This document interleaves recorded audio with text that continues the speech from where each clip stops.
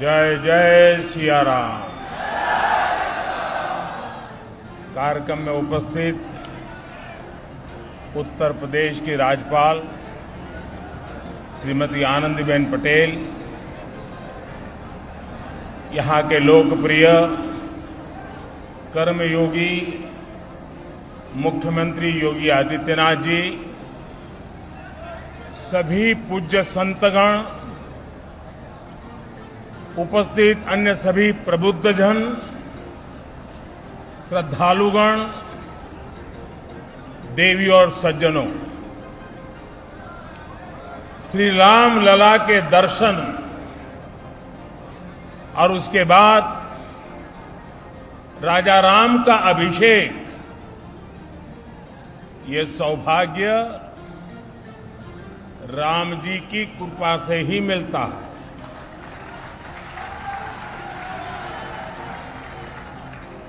जब श्री राम का अभिषेक होता है तो हमारे भीतर भगवान राम के आदर्श और मूल्य और दृढ़ हो जाते हैं। राम के अभिषेक के साथ ही उनका दिखाया पथ और प्रदीप्त हो उठता है। अयोध्या की तो रज रज में, कण कण में उनका दर्शन समाहित है। आज अयोध्या की रामलीलाओं के माध्यम से, सरयू आरती के माध्यम से, दीपोत्सव के माध्यम से और रामायण पर शोध और अनुसंधान के माध्यम से ये दर्शन पूरे विश्व में प्रसारित हो रहा है। मुझे खुशी है कि अयोध्या के लोग, पूरे उत्तर प्रदेश और देश के लोग इस प्रवाह का हिस्सा बन रहे हैं। देश में जन कल्याण की धारा को गति दे रहे हैं। मैं इस अवसर पर आपको, देशवासियों को और विश्व भर में फैले हुए राम भक्तों को भी हार्दिक बधाई देता हूं। मैं प्रभु श्री राम की पावन जन्मभूमि से सभी देशवासियों को आज छोटी दीपावली के पर्व पर कल के दीपावली की भी हार्दिक शुभकामनाएं देता हूं। साथियों, इस बार दीपावली एक ऐसे समय में आई है जब हमने कुछ समय पहले ही आजादी के 75 वर्ष पूरे किए हैं। हम आजादी का अमृत महोत्सव मना रहे हैं। आजादी के इस अमृत काल में भगवान राम जैसी संकल्प शक्ति देश को नई ऊंचाई पर ले जाएगी। भगवान राम ने अपने वचन में, अपने विचारों में, अपने शासन में, अपने प्रशासन में जिन मूल्यों को घड़ा, वो सबका साथ, सबका विकास की प्रेरणा है और सबका विश्वास, सबका प्रयास का आधार भी है। अगले 25 वर्षों में विकसित भारत की आकांक्षा लिए आगे बढ़ रहे हम हिंदुस्तानियों के लिए श्री राम के आदर्श उस प्रकाश स्तंभ की तरह हैं जो हमें कठिन से कठिन लक्ष्यों को हासिल करने का हौसला देंगे। साथियों, इस बार लाल किले से मैंने सभी देशवासियों से पंच प्राणों को आत्मसात करने का आह्वान किया। इन पंच प्राणों की ऊर्जा जिस एक तत्व से जुड़ी हुई है वो है भारत के नागरिकों का कर्तव्य। आज अयोध्या नगरी में दीपोत्सव के इस पावन अवसर पर हमें अपने इस संकल्प को दोहराना है। श्री राम से जितना सीख सके सीखना है। भगवान राम मर्यादा पुरुषोत्तम कहे जाते हैं। मर्यादा मान रखना भी सिखाती है और मान देना भी सिखाती है। और मर्यादा जिस बोध की आग्रही होती है वो बोध कर्तव्य ही है। हमारे धर्म ग्रंथों में कहा गया है, रामो विग्रहवान धर्मः, अर्थात राम साक्षात धर्म के यानी कर्तव्य के सजीव स्वरूप है। भगवान राम जब जिस भूमिका में रहे उन्होंने कर्तव्यों पर सबसे ज्यादा बल दिया। वो जब राजकुमार थे तो ऋषियों की, उनके आश्रमों और गुरुकुलों की सुरक्षा का कर्तव्य निभाया। राज्याभिषेक के समय श्री राम ने एक आज्ञाकारी बेटे का कर्तव्य निभाया। उन्होंने पिता और परिवार के वचनों को प्राथमिकता देते हुए राज्य के त्याग को, वन जाने को अपना कर्तव्य समझ करके स्वीकार किया। वो वन में होते हैं तो वनवासियों को गले लगाते हैं, आश्रमों में जाते हैं तो मां सबरी का आशीर्वाद लेते हैं। वो सबको साथ लेकर लंका पर विजय प्राप्त करते हैं और जब सिंहासन पर बैठते हैं तो वन के वही सब साथी राम के साथ खड़े होते हैं, क्योंकि राम किसी को पीछे नहीं छोड़ते। राम कर्तव्य भावना से मुख नहीं मोड़ते। इसलिए राम भारत की उस भावना के प्रतीक है जो मानती है कि हमारे अधिकार हमारे कर्तव्यों से स्वयं सिद्ध हो जाते हैं। इसलिए हमें कर्तव्यों के प्रति समर्पित होने की जरूरत है।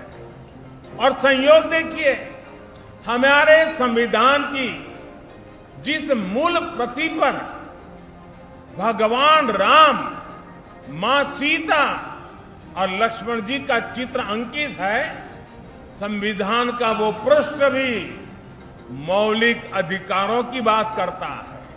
यानी एक और हमारे संविधान अधिकारों की गारंटी, तो साथ ही प्रभु राम के रूप में कर्तव्यों का शाश्वत सांस्कृतिक बोध। इसलिए हम जितना कर्तव्यों के संकल्प को मजबूत करेंगे, राम जैसे राज्य की संकल्पना उतनी ही साकार होती जाएगी। साथियों, आजादी के अमृत काल में देश ने अपनी विरासत पर गर्व और गुलामी की मानसिकता से मुक्ति का आह्वान किया है।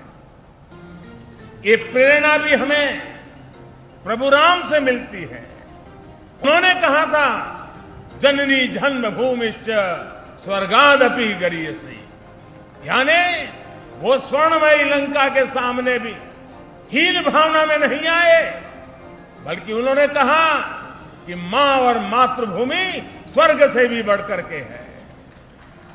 इसी आत्मविश्वास के साथ जब वो अयोध्या में लौट कर आते हैं, तब अयोध्या के बारे में कहा जाता है, नवग्रह निखर अनिक बनाई, जनु धे अमरावती आई, यानी अयोध्या की तुलना स्वर्ग से की गई है।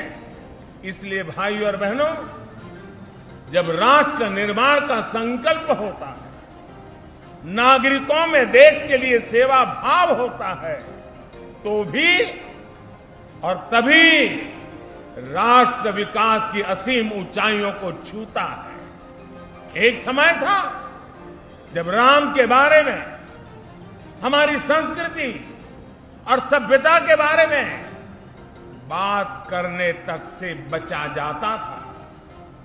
इसी देश में राम के अस्तित्व पर प्रश्न चिन्ह लगाए जाते थे। उसका परिणाम क्या हुआ? हमारे धार्मिक, सांस्कृतिक स्थान और नगर पीछे छूटते चले गए। हम यही अयोध्या के रामघाट पर आते थे तो दुर्दशा देखकर मन दुखी हो जाता था। काशी की तंगहाली, वो गंदगी और वो गलियां परेशान कर देती। जिन स्थानों को हम अपनी पहचान का, अपने अस्तित्व का प्रतीक मानते थे, जब वही बदहाल थे तो देश के उत्थान का मनोबल अपने आप टूट जाता था। साथियों, बीते 8 वर्षों में देश ने हीन भावना की इन बेड़ियों को तोड़ा है। हमने भारत के तीर्थों के विकास की एक समग्र सोच को सामने रखा है। हमने राम मंदिर और काशी विश्वनाथ धाम से लेकर केदारनाथ और महाकाल महालोक तक घनघोर उपेक्षा के शिकार हमारी आस्था के स्थानों के गौरव को पुनर्जीवित किया है। एक समग्र प्रयास कैसे समग्र विकास का जरिया बन जाता है, आज देश इसका साक्षी है। आज अयोध्या के विकास के लिए हजारों करोड़ रुपए की नई योजनाएं शुरू की गई हैं। सड़कों का विकास हो रहा है, चौराहों और घाटों का सौंदर्यीकरण हो रहा है, नए इंफ्रास्ट्रक्चर बन रहे हैं, यानी अयोध्या का विकास नए आयाम छू रहा है। अयोध्या रेलवे स्टेशन के साथ साथ वर्ल्ड क्लास एयरपोर्ट का निर्माण भी किया जाएगा, यानी कनेक्टिविटी और अंतर्राष्ट्रीय पर्यटन का लाभ इस पूरे क्षेत्र को मिलेगा। अयोध्या के विकास के साथ साथ रामायण सर्किट के विकास पर भी काम चल रहा है, यानी अयोध्या से जो विकास अभियान शुरू हुआ उसका विस्तार आसपास के पूरे क्षेत्र में होगा। साथियों, इस सांस्कृतिक विकास के कई सामाजिक और अंतर्राष्ट्रीय आयाम भी हैं। श्रृंगवेरपुर धाम में निषाद राज पार्क का निर्माण किया जा रहा है। यहां भगवान राम और निषाद राज की 51 फीट ऊंची कांस्य प्रतिमा बनाई जा रही है। ये प्रतिमा रामायण के उस सर्व समावेशी संदेश को भी जन जन तक पहुंचाएगी जो हमें समानता और समरसता के लिए संकल्पबद्ध करता है। इसी तरह अयोध्या में ट्विन होम मेमोरियल पार्क का निर्माण किया गया है। ये पार्क भारत और दक्षिण कोरिया अंतर्राष्ट्रीय संबंधों को प्रगाढ़ बनाने के लिए दोनों देशों के सांस्कृतिक रिश्तों को मजबूत करने का एक माध्यम बनेगा। अब कल्पना कर सकते हैं इस विकास से, पर्यटन की इतनी संभावनाओं से युवाओं के लिए रोजगार के कितने अवसर पैदा होंगे। सरकार ने जो रामायण एक्सप्रेस ट्रेन चलाई है वो स्पिरिचुअल टूरिज्म की दिशा में एक बेहतरीन शुरुआत है। आज देश में 4 धाम प्रोजेक्ट हो, बुद्ध सर्किट हो या प्रसाद योजना के तहत चल रहे विकास कार्य हो, हमारा यह सांस्कृतिक उत्कर्ष नए भारत के समग्र उत्थान का श्री गणेश है। साथियों, आज अयोध्या नगरी से मेरा पूरे देश के लोगों के लिए एक प्रार्थना भी है, एक नम्र निवेदन भी है। अयोध्या भारत की महान सांस्कृतिक विरासत का प्रतिबिंब है। राम अयोध्या के राजकुमार थे, लेकिन आराध्य वो पूरे देश के हैं। उनकी प्रेरणा, उनकी तपस्या, उनका दिखाया मार्ग हर देशवासी के लिए है। भगवान राम के आदर्शों पर चलना हम सभी भारतीयों का कर्तव्य है। उनके आदर्शों को हमें निरंतर जीना है, जीवन में उतारना है और इस आदर्श पथ पर चलते हुए अयोध्या वासियों पर दोहरा दायित्व है। आपकी डबल रिस्पॉन्सिबिलिटी है मेरे अयोध्या के भाइयों बहनों। वो दिन दूर नहीं जब विश्व भर से यहां आने वालों की संख्या अनेक गुना बढ़ जाएगी। जहां कण कण में राम व्याप्त हो, वहां का जन जन कैसा हो, वहां के लोगों का मन कैसा हो, ये भी उतना ही अहम है। जैसे राम जी ने सबको अपनापन दिया, वैसे ही अयोध्या वासियों को यहां आने वाले प्रत्येक व्यक्ति का स्वागत अपनत्व से करना है। अयोध्या की पहचान कर्तव्य नगरी के तौर पर भी बननी चाहिए। अयोध्या सबसे स्वच्छ नगरी हो, यहां के रास्ते चौड़े हो, सुंदरता अप्रतिम हो, इसके लिए योगी जी और उनकी सरकार दीर्घ दृष्टि के साथ अनेक प्रकल्पों को आगे बढ़ा रही है, प्रयास कर रही है। लेकिन इस प्रयास में अयोध्या के लोगों का साथ और बढ़ जाएगा तो अयोध्या जी की दिव्यता भी और निखर जाएगी। मैं चाहूंगा कि जब भी नागरिक मर्यादा की बात हो, नागरिक अनुशासन की बात हो, अयोध्या के लोगों का नाम सबसे आगे आए। मैं अयोध्या की पुण्य भूमि पर प्रभु श्री राम से यही कामना करता हूं कि देश के जन जन की कर्तव्य शक्ति से भारत का सामर्थ्य शिखर तक पहुंचे। नए भारत का हमारा स्वप्न मानवता के कल्याण का माध्यम बने। इसी कामना के साथ मैं अपनी बात समाप्त करता हूं। एक बार फिर सभी देशवासियों को दीपावली की बहुत बहुत बधाई देता हूं। आप सभी को बहुत बहुत धन्यवाद। बोलो सियावर रामचंद्र की, सियावर रामचंद्र की, सियावर रामचंद्र की। धन्यवाद जी। धन्यवाद माननीय प्रधानमंत्री महोदय।